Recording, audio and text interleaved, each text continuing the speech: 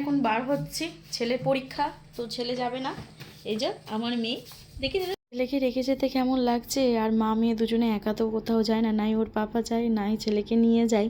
আর মাম্মামকে কোল থেকে যখনই নামানোর চেষ্টা করছিলাম অটো থেকে নেমে, মাম্মাম দেখি কোল থেকে নামতেই চাইছে না, প্রচণ্ড পরিমাণে ও ভয় পাচ্ছিল কোল থেকে নামতে।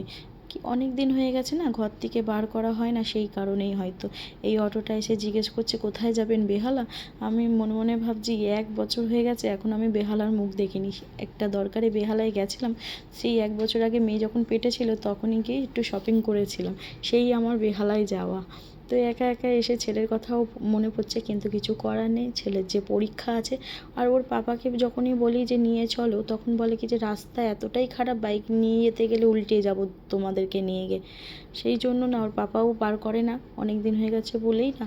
মেয়েটা যেন অত্যাধিক ভয় পাচ্ছিল, মলে গিয়ে অন্য সময় এইদিক ওইদিক দৌড়াদৌড়ি করে, সেই মেয়ে আমার কোল থেকে মলে গিয়েও নামতে চাইছে না, আমাকে খালি জড়িয়ে ধরে দেখুন কাঁদছে। তারপর অনেকক্ষণ ভোলানোর পর একটুখানি হাঁটাহাঁটি করছে। আমি ঘরে এসেছি, আমাকে এটা বকছে শুধু, দেখুন। মানে আমি কেন বাইরে গেছিলাম, আমার একটা ব্যাপার, 24 ঘন্টা ঘরে থাকবো, তাই তো।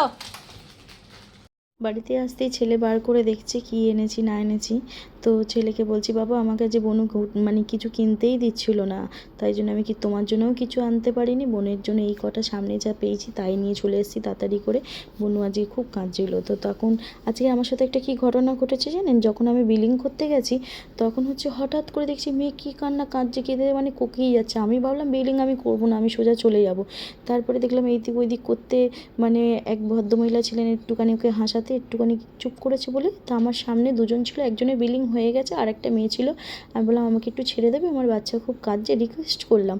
মানে সে কী করলো, মানে আমাকে ছাড়লো না। তো যেই ভদ্রমহিলা আমার বাচ্চার সঙ্গে খেলছিল সে বলছে কি বলবে বলো তো মা, ও অল্প বয়সের মেয়ে, ও যদি না হয়ে ছাড়ে।